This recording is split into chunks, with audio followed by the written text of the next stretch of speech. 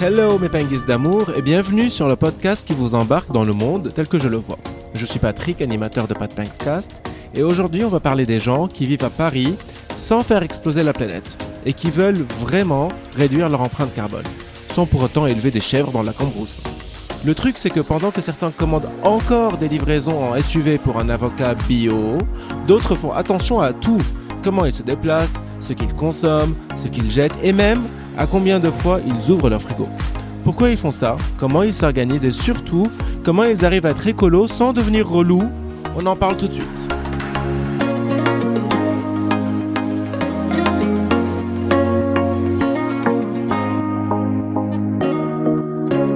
Cet épisode s'appelle Éco-Paris et je suis accompagné aujourd'hui par Ruben, un Parisien qui cherche à réduire significativement son empreinte carbone. Bonjour Ruben. Bonjour. Commençons par un petit peu ce sujet qui est un sujet aujourd'hui assez urgent, on va dire. Non, ça devient de plus en plus urgent.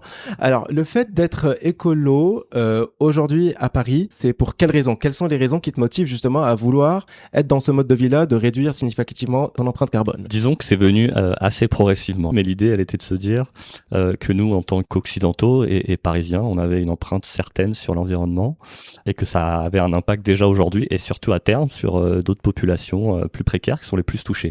Donc l'idée, c'était de se dire comment moi je peux essayer de réduire mon empreinte carbone pour ne pas, entre guillemets, hypothéquer l'avenir des générations à venir et des personnes qui sont déjà sur cette terre et qui subissent de plein fouet les effets du changement climatique. Progressivement, à partir de mes 20 ans, ça a commencé cette réflexion, mais ça fait vraiment peut-être 7-8 ans, je dirais, que j'ai commencé à changer significativement en commençant par l'alimentation. C'est un des pans très importants d'émissions de gaz à effet de serre. Et je dirais que le Covid a accéléré les choses puisque on a pendant cette période-là, finalement, vécu d'une certaine manière, en étant sobre, presque contraint, et ça a pu me faire prendre conscience que des choses étaient possibles, même des choses qui paraissent impossibles. Donc voilà, ouais. D'accord. Donc il y a un avant et un après Covid ?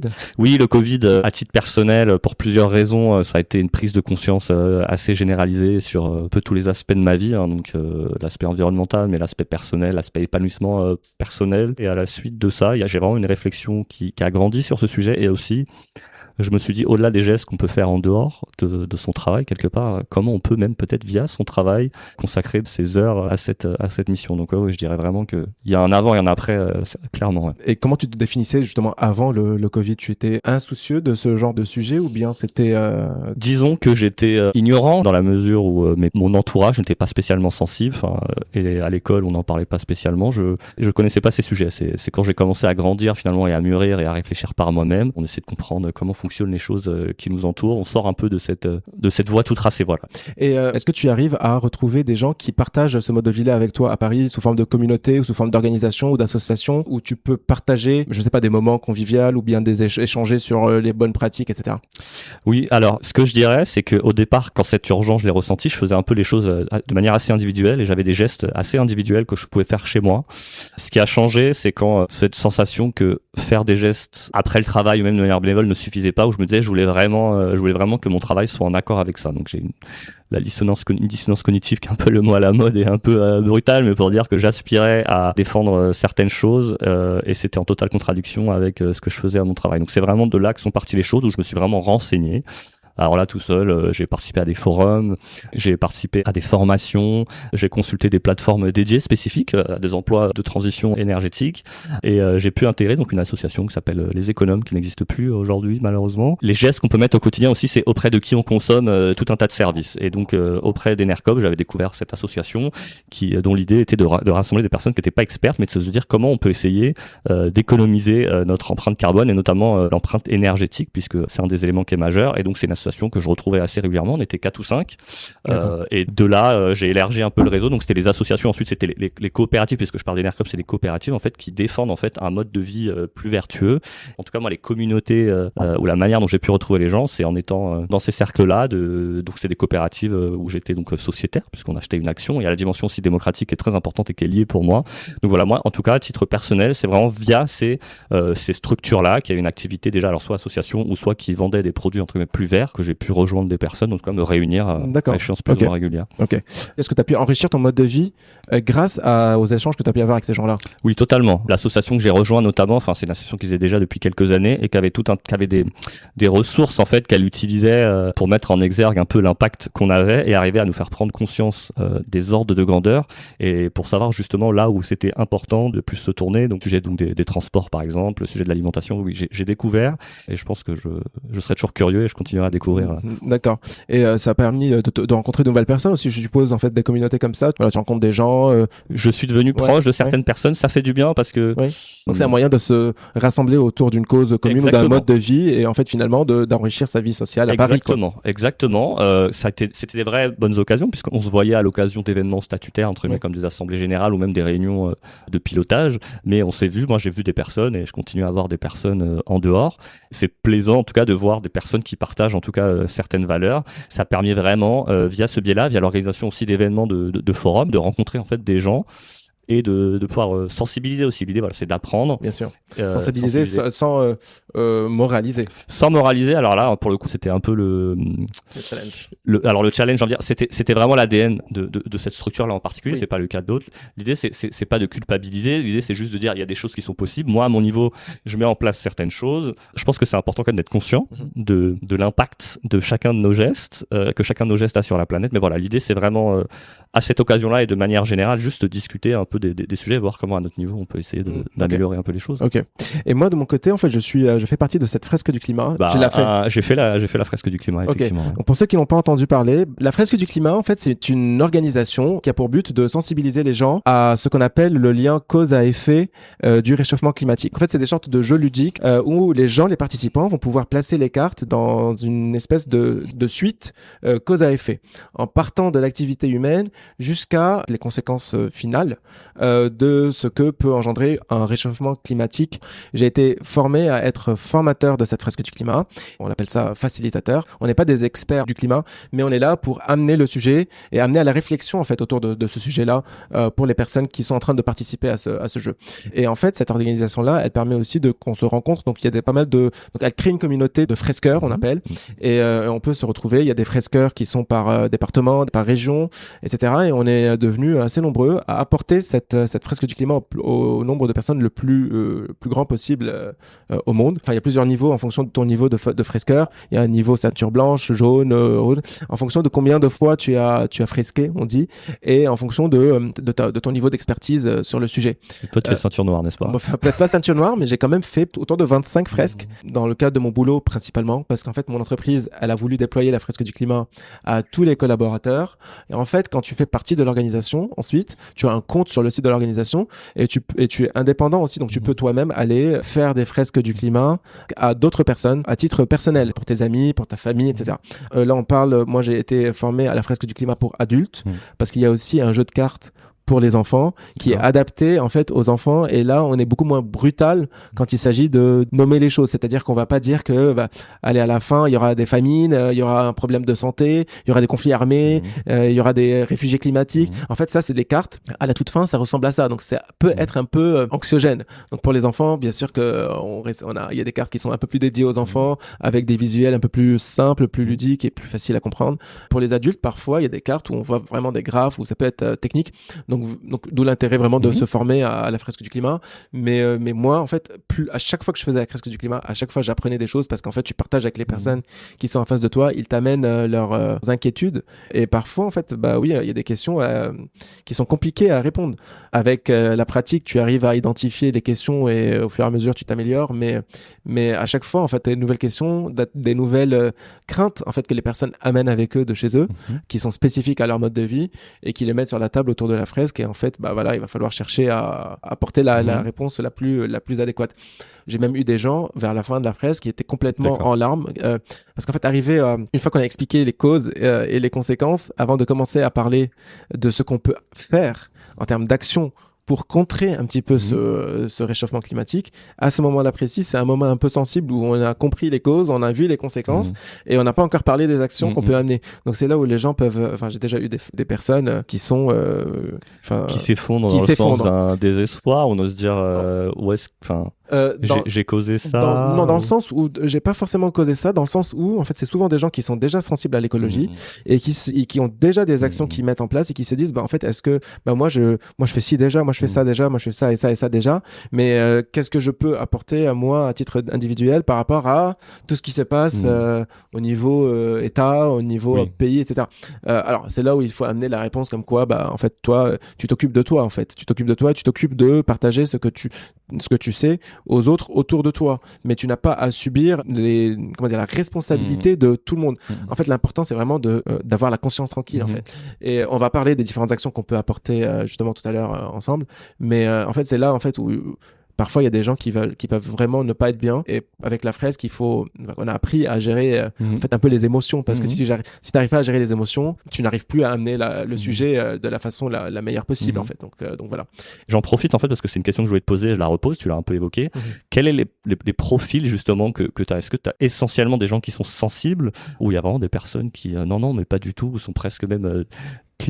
J'ai eu les deux. Après, je n'ai pas eu des climato-sceptiques dans le sens où des gens qui me disent de toute façon, il n'y a pas de réchauffement climatique. Ça, je ne l'ai pas eu, et encore heureusement, parce que on nous a quand même un peu formés à comment répondre à ce genre de personnes, mais tu n'es jamais prêt à répondre à ce genre de personnes. Après, il faut savoir que la fresque du climat et tout ce qui est marqué sur les cartes, ce n'est pas mon opinion, ce n'est pas ton opinion, c'est l'opinion de personne. C'est des faits.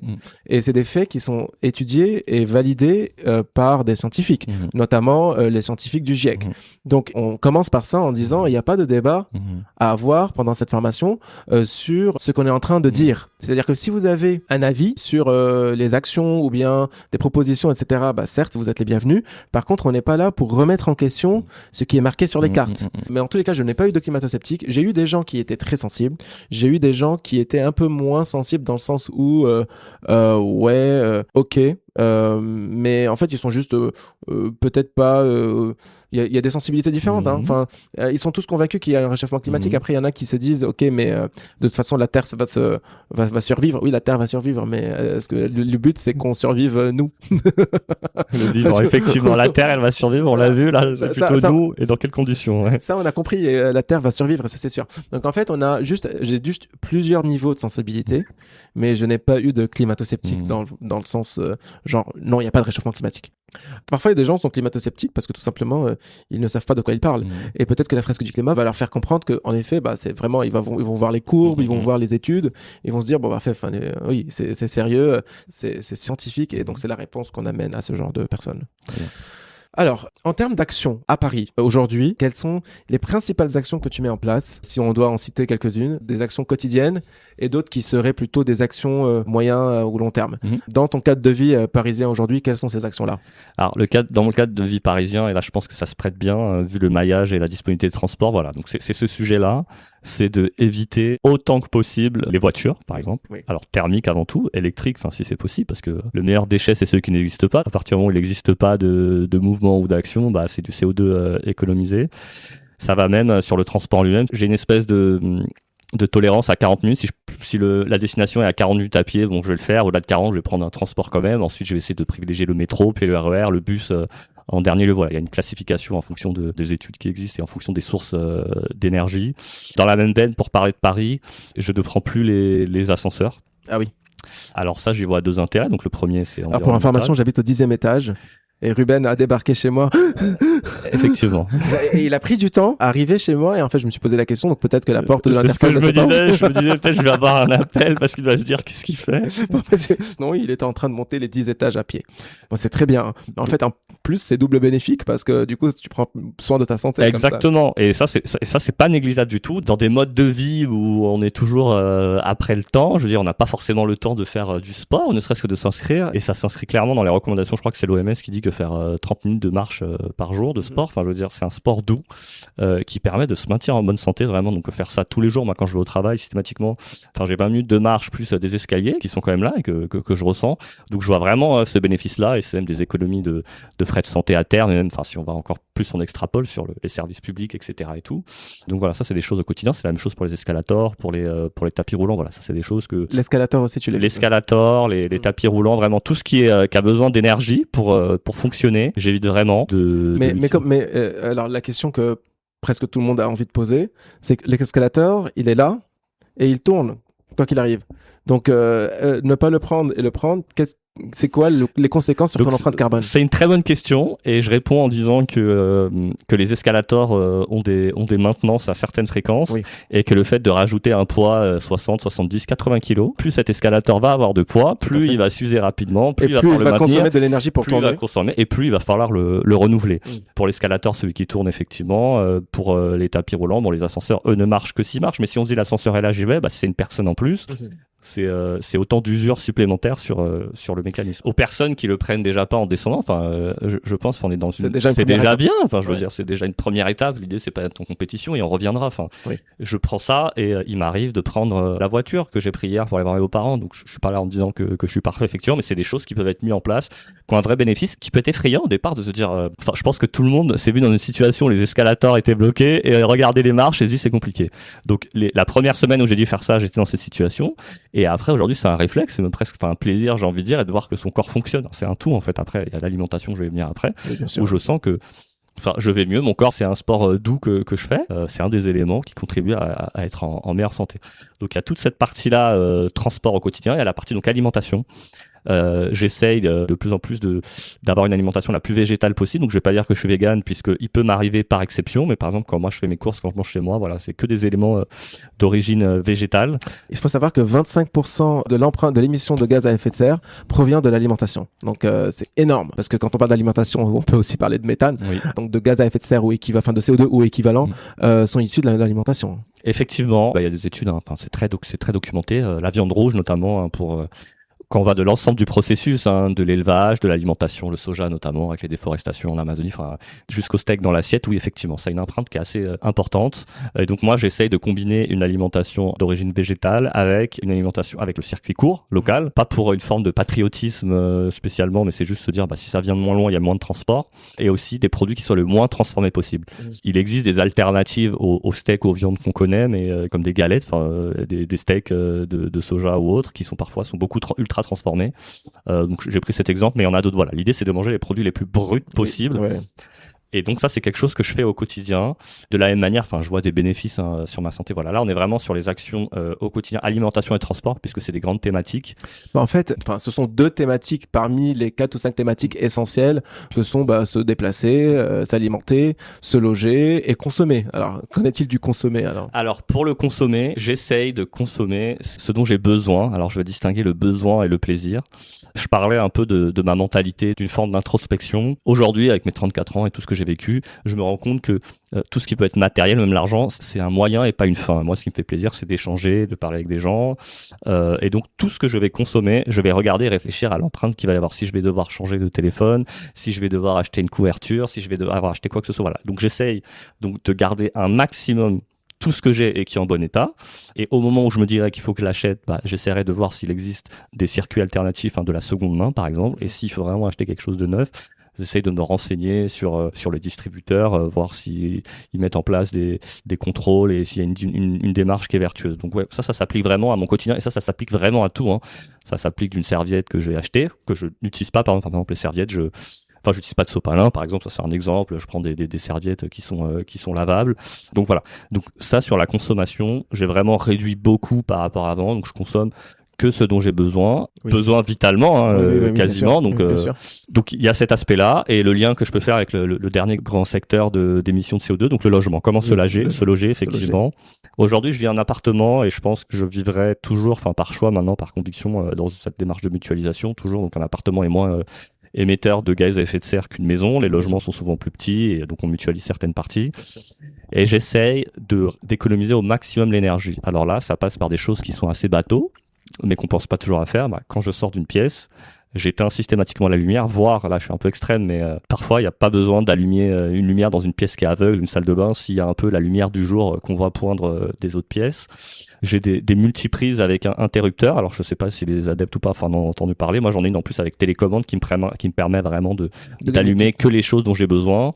Vous avez peut-être entendu parler, ou pas en tout cas aux auditeurs, les box, tous les boutons de veille qui consomment beaucoup et qui ne servent à rien. Alors là pour le coup on est vraiment sur des sujets ça coûte rien, je veux dire j'éteins ma box la nuit, c'est l'environnement qui s'en porte mieux et la facture, donc qui est vraiment une bonne chose. Oui. Donc voilà, donc c'est ces gestes-là, c'est d'autres gestes qu'on imagine moins. Le frigo, quand je l'ouvre, j'essaie de réfléchir à ce dont je vais avoir besoin, parce que ce qui fait beaucoup consommer le frigo, c'est qu'on va le laisser ouvert un certain temps, et quand on va le refermer, le moteur va devoir retourner pour le refroidir. Tous ces gestes du quotidien, il y en a pas mal, mais l'idée c'est vraiment aussi d'être conscient. En fait, ça passe par cette conscience de se dire tout ce qui marche de manière automatique chez moi, c'est que derrière il y a une énergie, on a besoin d'énergie, beaucoup électrique, et de penser à comment elle a été produite, et donc essayer de se dire, avant de penser renouvelable, et parce que il y a des sujets efficacité énergétique, de se dire comment je peux éviter. Si tu n'as pas besoin de cet élément-là à ce moment-là électrique, le débrancher, c'est la meilleure solution. Comme ça, hop, boum, on n'en parle plus, quoi. Exactement. Je rebondis si je peux. Il y a dans ce que je fais, dans ces petits trucs. Après, je prépare les choses un peu plus à moyen terme. Il y a des choses qui sont sans effort. Éteindre la box, si on considère que c'est un effort, on considère que c'est pas un effort. Je veux dire, c'est sans effort, et ça va économiser de l'énergie. Et j'ai même envie de dire à ceux qui sont pas convaincus, économiser de l'argent. Je veux dire, je pense que tout le monde est sensible à ça. Autre chose, par exemple, quand on chauffe l'eau de sa casserole, mettre une assiette dessus, c'est pas grand chose, mais ça permet de faire en sorte que ça chauffe plus rapidement. Voilà, il y a des choses qui sont très rapides, très faciles. Après, il y a d'autres choses qui nécessitent là un effort plus important. L'alimentation végétale, par exemple. On a été formaté, je veux dire, moi, mes parents, le plat basique et facile, c'est une viande. Alors, c'est en plus à chaque repas avec un accompagnement de citripates. Quand on a toujours connu ça, et quand dans les magasins qu'on connaît principalement, on est autour de ces repas-là, c'est vrai qu'aujourd'hui, même si ça change, avoir une alimentation qui est différente et plus variée, avoir les sources de protéines dont on a besoin, parce que ça existe, et là c'est documenté, contrairement à ce qu'on pense. On se dit, si on mange pas de viande, les sources de protéines et de fer, ça existe. Mais voilà, là c'est un effort supplémentaire qui va avoir un coût aussi, effectivement. Les produits plus sains, bio, donc avec moins de pesticides, même si le bio c'est pas la panacée, mais au moins sans pesticides et donc sans dégâts sur l'environnement. On n'est pas sur le réchauffement climatique, mais la biodiversité c'est important quand même. Voilà, c'est un effort d'information, un effort pour le porte-monnaie, effectivement. Et là, oui, je peux comprendre que ça peut être plus difficile. Et je vais peut-être compléter avec un autre exemple, à long terme. Moi, mon objectif, donc, c'est de réduire et même de se passer des transports thermiques. Alors moi, par exemple, j'adorerais ne plus jamais prendre de voiture et d'avion, par exemple. Mais pour l'avion, moi, on voyageait avec ma femme une fois par an, on se faisait un grand voyage.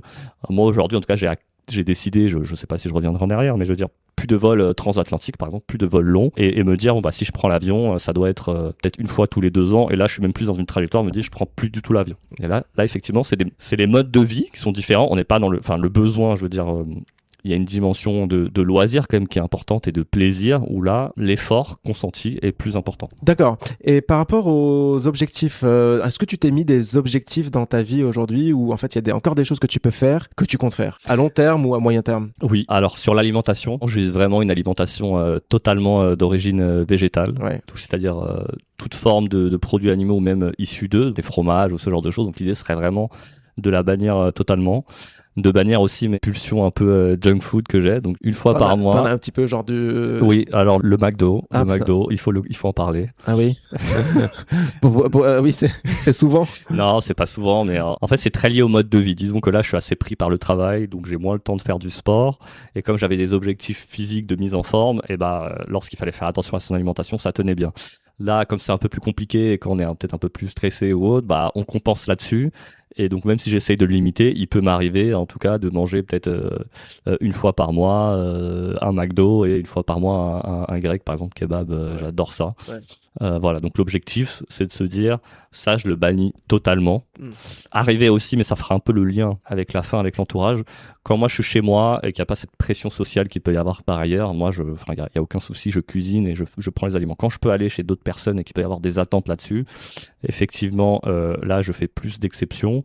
Mais l'idée, à un moment donné, c'est que ce mode de vie, qui plaise ou qui plaise pas, ou que ça suppose une contrainte pour les autres, de pas se dire faire passer la contrainte sociale qu'il y a pour les autres avant finalement le collectif, entre guillemets, parce que l'idée, encore une fois, c'est que je fais ça pour ma santé à titre personnel, mais de manière plus globale. Moi, si je pouvais manger de la viande tous les jours, dire gustativement, non pas que j'en raffole, mais j'en mangerais plus, prendre l'avion, ce genre de choses, ça a un vrai impact sur ma vie. Aujourd'hui, ce que je veux dire, c'est que je vois que des sources de bonheur sont ailleurs, mais c'est des choses que, en termes de praticité, des fois, prendre la voiture plutôt que les transports, au choix, si c'était neutre pour la planète, je le ferais. Donc pour l'alimentation, il y a ça, et là je parlais des transports. L'idée, c'est vraiment de se dire de plus du tout prendre l'avion et de prendre que le train, le TGV par exemple. Et aussi, ce que j'aimerais vraiment, c'est ne quasiment pas utiliser le chauffage, par exemple. Mais là, alors là, bon, quand on vit seul, c'est une chose. Quand on vit, moi, je vis avec ma femme et un enfant de 3 ans. Alors moi, j'ai un compteur électrique, donc je coupe directement les fusibles. C'est assez pratique et alors, assez radical. Donc on passe notre temps, moi j'augmente, elle diminue. Parce qu'en fait, avec ta femme, vous n'êtes pas sur la même longueur d'onde. Disons que on est d'accord sur les constats. Moi je suis un peu plus ancré dans ton mode de vie. Plus ancré et je suis capable de faire davantage, effectivement. Ouais. Donc autant pour l'alimentation, c'est pas trop problématique, ça se fait. Mais pour les transports, je peux prendre un exemple. On a un mariage d'une amie en fin d'année à La Réunion. Elle y va. Moi, il y a un grand questionnement. Est-ce que je vais à La Réunion, etc. Et donc j'en suis venu à la conclusion que moi je voulais pas y aller et que je voulais pas que mon fils y aille aussi. Alors on agit pour soi-même, mais quand on a un enfant, donc c'est encore une dimension supplémentaire. Je voulais pas qu'il contribue à ça, enfin quelque part aussi, voilà. Donc oui, ça peut être difficile, mais on en reviendra un peu après hein, sur le sujet de l'entourage. Sur les loisirs aussi, dans une certaine mesure, on aimait voyager ensemble. Là, en voyageant ensemble, oui, ça peut. D'accord. C'est un impact, effectivement. Ok. Est-ce que toutes ces actions que tu viens de citer, qui en sont, je pense qu'on a donné quand même quelques idées à quelques personnes qui nous écoutent de ce qu'ils peuvent faire. Mais est-ce que ça suffit ? Alors là, si on s'en tient aux faits, donc je pense qu'on va pouvoir échanger là-dessus en tant que fresqueur. Donc, il me semble que l'empreinte carbone moyenne d'un Français, elle est de l'ordre de 10 tonnes équivalent CO2. C'est ça. Et compte tenu du nombre de personnes qu'on est sur la planète et compte tenu des limites planétaires existantes, il faudrait que chaque être humain sur Terre a une enveloppe, un budget de à peu près 2 tonnes équivalent CO2. On est à 10, les États-Unis sont à 22, le Qatar, tu as une idée ? Le Qatar, c'est peut-être 60-70, mais est-ce que c'est le net ou pas ? Alors, parce qu'il y a ce sujet qui est très important aussi, c'est que est-ce que ça prend en compte le fait des émissions importées ? Je sais qu'en France, on est peut-être à 7-8, mais si on prend en compte le fait qu'on fait produire nos appareils électroniques ailleurs. Et voilà. Et donc, le Qatar, c'est élevé, mais je ne sais pas si ça prend en compte le fait qu'il y a certaines ressources naturelles qui sont importées. Mais ça reste quand même. Ouais. Mais c'est un bon point. Et en effet, surtout en Europe, on fait produire plein de choses ailleurs. Donc, il faut passer de 10 en France à 2 si nous souhaitons respecter les recommandations de l'accord de Paris. Ce qui est énorme. Ce qui est énorme. Et du coup, non faisable tout seul. Alors, non faisable tout seul, et donc pour continuer un petit peu, moi, dans des chiffres que j'avais, moi, dans l'association dans laquelle j'étais, je crois qu'il y a un consensus scientifique autour duquel les gestes individuels pourraient permettre de contribuer à 20 ou 25% de cette réduction de passage de 10 à 2. Donc, c'est-à-dire que même si chacun d'entre nous, avec les meilleures volontés, essaie de mettre en place ces choses-là, ce serait pas suffisant. C'est pas pour autant, et ça c'est mon avis, qu'il faut dire qu'il faut pas le faire. Moi, je pense que c'est important de le faire dans cette idée de se dire que chacun à notre niveau, on contribue par les actions. Enfin, je veux dire, c'est pas suffisant, mais ça permet d'avoir une planète qui est quand même plus vivable. Et là, les spécialistes le disent. Chaque dixième de degré compte. Il me semble que chaque dixième de degré, c'était apparemment de l'ordre de 400 ou 500 000 vies à terme. Donc voilà, c'est quand même des choses qu'il faut avoir. L'impact est énorme. Qu'il faut avoir en tête. Mais la réalité, c'est qu'il faut qu'il y ait des politiques publiques qui soient mises en place, qu'on nous facilite certaines actions. Si on veut diminuer les transports en avion, on peut pas avoir un billet de train à 300 € pour aller de Paris à Lyon. Exactement, alors que le billet d'avion, lui, est à 50 €. Pour le sujet de l'alimentation, sans même parler de l'alimentation végétale, parlons de bonne alimentation, de produits sourcés, traçables, élevés dans de bonnes conditions. Il y a des études qui prouvent que la grande distribution fait essentiellement des promotions sur des produits qui sont ultra transformés, donc qui sont pas bons pour la santé et pas bons pour l'environnement d'une manière générale. Donc l'idée, c'est de mettre en place des labels. Alors il y a le Nutri-Score qui existe, mais il y a tout un tas d'autres labels des fois, qui sont poussés. On peut évoquer aussi la loi anti-fast fashion. Alors je sais pas si ça te parle, qui avait fait grand bruit notamment, où l'idée c'était face à la Chine. À la base, initialement, il y avait d'autres grands noms, pas de l'ultra fast fashion, mais de fast fashion comme Zara ou d'autres acteurs qui étaient européens. Et finalement, les lois ont été retoquées parce que, et là c'est toute la problématique du sujet, c'est que on est à horizon lointain versus moyen terme, des transformations économiques, ça aura un impact social, ça aura un impact sur l'emploi. Et moi, ma conviction, c'est que les politiques ont des mandats à court terme, se fient aux sondages. Et aujourd'hui, même si 90% des Français disent que l'écologie, c'est important, on n'est pas tous, en tout cas, prêts, par exemple, à faire certains efforts, parce qu'on nous présente justement que c'est des efforts individuels, alors que il y a des choses qui pourraient être mises en place au niveau de l'industrie, au niveau de l'économie privée, qui permettraient de rendre indolore beaucoup d'actions, indolore, je veux dire, sans effort, et beaucoup plus facile d'autres. Exactement. Et ainsi pousser les consommateurs à faire le bon choix. Exactement, pousser, mais même sans même parler de pousser, qu'il y a une notion contrainte, que ce soit naturel. Exactement. Voilà, mais en fait, l'idée, voilà, c'est ça, c'est de pousser à ce que les consommateurs n'aient plus d'efforts à faire pour prendre l'option la plus écologique. Quoi. Exactement. Ouais. Est-ce que tu es confiant là en ce moment avec ce qui se passe dans la politique internationale, que ce genre de politique publique va voir le jour? Ou Alors, en tout cas va progresser? Je suis malheureusement hyper pessimiste. Je crois que l'histoire nous a enseigné que lors de graves crises économiques suivies de crises sociales qui s'en suivent, on a des régimes globalement qui se referment avec des positions qui se radicalisent, avec des volontés de chercher des boucs émissaires. On peut parler des États-Unis, mais d'autres régimes qui se radicalisent, où je pense que le bien-être à court terme et surtout la défense des privilèges de certains, de peu, hein. On parle de capitalisme politique en fait. Là, on voit que les industries, les entreprises sont tellement puissantes qu'elles parviennent, elles sont au pouvoir. Enfin, quasiment. Enfin, je veux dire, Trump, c'est un mania de l'immobilier, Elon Musk, et qui font porter leurs intérêts. Et je pense que malheureusement, ça va à l'encontre de ce dont on a besoin. On a besoin, à mon avis, d'un autre mode de pensée. Et probablement qu'aujourd'hui, il faut soutenir la croissance. Si croissance doit y avoir, elle doit être différente. Mais qu'aujourd'hui, le constat, il est qu'on est dans un monde aux limites finies, qu'il y a des politiques publiques d'ampleur qui doivent être mises en œuvre et que malheureusement, les contextes socio-économiques actuels donnent la voix et le pouvoir à quelques-uns, même dans les médias y compris. On voit une concentration dans les médias, de certains médias dans les mains de quelques-uns et du coup qui manipulent l'information quelque part ou qui désinforment pour leurs intérêts. Donc non, je regrette, je ne suis pas optimiste. Et si je peux terminer là-dessus, enfin si je peux même donner un exemple pour parler du Covid, l'humanité, je crois, a montré que c'est que quand elle est face vraiment au dos au mur de la catastrophe qu'elle est capable de s'infliger des choses assez extrêmes. Enfin, je veux dire, le confinement, qui est quand même quelque chose qui est assez incroyable. On voyait le Covid en Chine, on se disait que nous, on ne serait pas touchés. Ensuite, on l'a vu arriver en Italie, je parle de France, hein, et on se dit, mais non, mais nous, on a un système de santé différent. Donc, on a été capable de mettre en place des choses. On a été capable de beaucoup de solidarité, quelque part, parfois, et aussi de gestes très individualiste. Je pense à des nations sur les tarmacs des aéroports qui se volaient les masques. Et donc, je veux dire, de ce point de vue-là, j'avoue, mais je suis pas optimiste du tout sur la nature humaine et sur les personnes qui nous gouvernent, en tout cas, qui sont au pouvoir aujourd'hui. D'accord. Ok. Bon, alors avec toutes ces actions que tu mets en place dans ton mode de vie quotidien ou à moyen terme et à long terme, et du coup en fait tu dis ça t'impacte à toi, ça peut impacter aussi ta femme, ça peut impacter ton fils. Comment ton entourage en fait perçoit ton mode de vie? Quelles sont ses réactions en fait face à toutes ces actions que tu mènes qui peuvent parfois les affecter? Donc ça c'est une très bonne question, très intéressante. Mon entourage immédiat, qui est ma femme, moi je suis perçu de son point de vue comme trop radical, mais je vois que les choses changent et ça c'est quand même quelque chose qui est positif. Dans mon environnement amical et même au travail, je suis connu un peu pour, on me parle un peu, je suis l'écolo, enfin comme si j'étais pas le moralisateur, mais la personne qui essayait de faire et donc qui attendait des autres et des réactions des autres qui disaient oh Ruben je suis désolé là par exemple j'ai pris ci, j'ai pris ça. Donc en fait il se justifie même avant que tu dises quoi. Exactement. Alors ça c'est un point qui est très drôle. Effectivement il y a des personnes qui se justifient déjà, qui me disent oui mais là j'ai pris les transports ou Ruben tu vas m'en vouloir. Alors que t'as rien dit. Exactement. Je pense que intrinsèquement ce que ça montre c'est que on fait des choses, on sait tous qu'on pourrait faire mieux, un peu mieux. Voilà. Mais alors que pour moi, loin de moi l'idée de fliquer les gens. Quoi. De fliquer, mais d'autant plus que moi, enfin, franchement, je suis mais loin d'être parfait. Enfin, c'est-à-dire que moi, il y a des choses que je mets en place. J'essaye d'éteindre la lumière quand je sors, mais je prends la voiture à un moment donné pour mon trajet. Enfin, je veux dire, en termes d'impact, voilà. Mais l'idée, elle est pas de dire que je suis parfait. L'idée, elle est de dire que j'essaye de mettre des choses en place. Il y a des choses qui sont indolores, d'autres qui le sont plus. Et donc, je suis connu. Enfin, je crois que c'est un des aspects de ma personnalité maintenant qui est connu. Et non pas que j'essaye de faire du prosélytisme, je pense pas, mais juste des fois, enfin, je discute avec les gens sur des choses qu'on peut mettre en place. Donc, dans mon travail, il y a des personnes, des fois, qui ont demandé, j'ai pu donner des astuces comme des multiprises coupe-veille, ce qu'on appelle. Il y en a, c'est juste avec un bouton, au moins, t'as toutes les prises de ton salon qui sont connectées. T'as juste appuyé sur un bouton et pas tout débrancher. Ça, c'est un exemple. Il y a l'exemple aussi de le fait de couper sa box et tout ça. Donc, c'est lié de dire, il y a des études qui montrent qu'on peut faire jusqu'à 200 ou 300 euros d'économie par an. Ça, c'est ça que tu peux mettre ailleurs. Et donc là, ça intéresser les gens. J'ai senti que j'ai éveillé l'intérêt chez des personnes.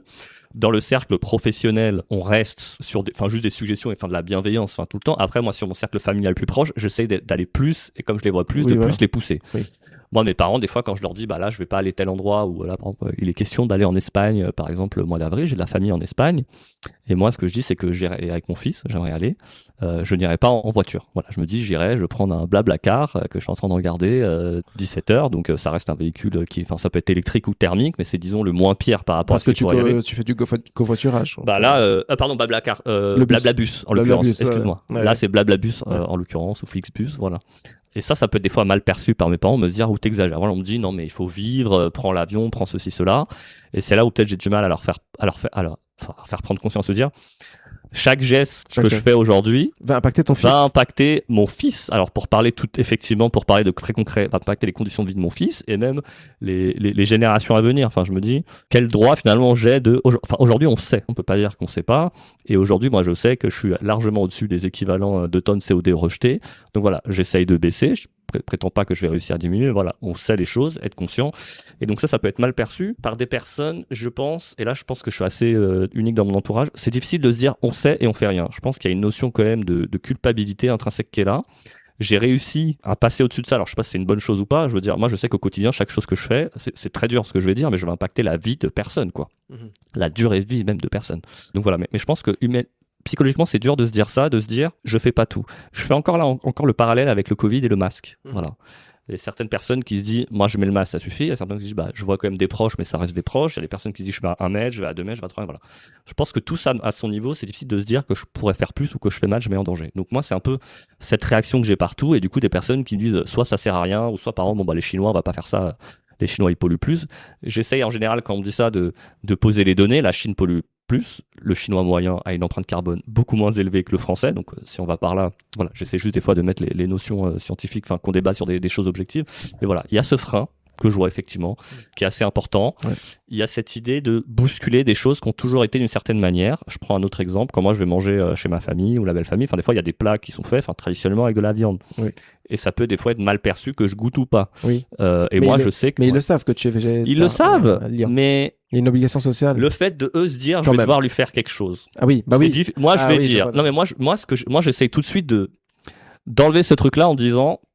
Moi, je vous demande pas de faire. Faites le repas classique que vous avez. Moi, je prendrai des accompagnements. Moi, mon équilibre, je le gère. Donc, moi, même ma mère, par exemple, si je lui dis ça, des fois, elle me dit quand même, tiens, goûte, j'ai fait ce poisson, tiens, goûte. Donc, je vais goûter pour lui faire plaisir. Alors que quelque part, le faire plaisir, je devrais pas. Mais chez d'autres personnes, les gens se sentent peut-être même forcés à cuisiner des alternatives. Ouais. Qui, elles, sur d'autres critères, ne me conviennent pas quand même, mais je me sens obligé. Voilà. L'idée, ce serait de se dire, parce que socialement, bien recevoir quelqu'un, c'est qu'il mange, et donc se dire faire des alternatives, il y a du mal. Donc moi, des fois, je me sens obligé, ou je me sens, oui, je vais manger ça, et donc que ça va contre pour ces injonctions sociales. Ouais. Et il y a des personnes avec qui, on va pas débattre, quand elles disent, oui, mais moi, je prends la voiture, de toute façon, quand il y a Donald Trump ou il y a ceci, ça sert à rien. Bon, il y a des choses, des fois, j'essaye de parler quand le débat est possible, quand il y a des points de vue à échanger, mais il peut y avoir des crispations. À partir du moment, et je pense que c'est le cas, ma position, je pense qu'elle est marginale, quand il y a la masse et la marge, on se sent toujours, même si on a des éléments objectifs de le faire, on va toujours nous dire on est différent, il exagère, il en fait trop, ceci, cela, quoi. Ouais. Donc, à différents niveaux, quand c'est des collègues de travail, que je vois plus ou moins régulièrement, c'est une chose. Quand c'est des amis proches, je demande pas à ce qu'ils soient comme moi, quoi qu'il arrive, mais l'idée, c'est, en général, les gens de qui je suis proche, c'est qu'ils partagent globalement un avis, un constat qui est celui-là. Mais là où c'est le plus difficile, c'est la famille, qu'on choisit pas. Et donc, il y a des injonctions sociales qu'on peut avoir aussi avec les amis. Et là, oui, effectivement, je peux être mal compris. Donc, je dois cacher les choses. Et même plus que ça, je me sens quelque part obligé à faire des choses qui vont contre ce que j'aimerais mettre en place. D'accord. Donc, c'est plus difficile avec la famille qu'avec les amis. Parce qu'au final, les amis, c'est des gens qui peut-être qui sont à peu près du même profil que toi. Si je suis plus en accord avec eux, je cesse de les voir. Voilà, la famille, la belle famille. On la choisit pas, ouais, c'est vrai. C'est même un sujet plus large. On accepte ça. Tu es capable de ne plus voir des gens pour des raisons écologiques. Des amis. Alors, pas que, franchement, après, c'est un ensemble, parce que pour moi, on parle beaucoup d'écologie, mais j'ai beaucoup réfléchi par rapport au travail que j'ai actuellement. Je crois que ce qu'il y a au sommet de tout, c'est plus une question de justice sociale. Ouais. Je vais prendre l'exemple de personnes qui sont végétariens. Il y en a qui, quand ils voient la viande dans leur assiette, il y a le bien-être animal, ils peuvent pas, il y a un dégoût. Moi, j'ai pas de dégoût. Moi, ce qui m'anime, c'est de dire, ce que je fais là, elle va hypothéquer les conditions de vie d'autres personnes, et principalement déjà des personnes qui sont défavorisées. Moi, ce qui me mue au quotidien, que ce soit pour l'environnement et pour le reste, c'est juste de dire, je veux réduire ces inégalités. Moi, j'ai la chance d'être né, alors mes parents sont nés en Espagne, ils ont émigré, mais je veux dire, je reste quand même au niveau de l'Occident largement favorisé par rapport au reste de la planète. Voilà, c'est juste de dire comment à mon niveau, je peux réduire. Et donc, ce qui va faire que je vais cesser de voir des personnes, c'est des personnes qui vont considérer qu'ils ont finalement quelque part certains privilèges. Donc, ce sera jamais juste quelqu'un qui me dit, moi, je prends l'avion et tout. Non, c'est pas ça. Mais si des personnes où je considère qu'ils vont se considérer au-dessus parce qu'ils appartiennent à une certaine classe, à un certain genre, une certaine communauté, oui, ça peut. La famille, dans cette famille, on naît, on grandit et on coupe pas des liens comme ça, quoi. D'accord. Alors, c'est la fin d'Eco Paris. Merci Ruben pour tes interventions précieuses et tes recommandations d'action à mettre en place dans la vie quotidienne. Merci à toi de m'avoir reçu, c'est un plaisir de pouvoir partager. Avec plaisir. Si vous avez aimé cet épisode, n'hésitez pas à vous abonner sur le podcast, donc sur les sites de streaming, Angami, Amazon Music, Apple Podcasts, Deezer, Spotify, YouTube, ou de liker ou de suivre en fait les réseaux sociaux du podcast sur @patbanksmedia. Allez, au prochain épisode, Penguies.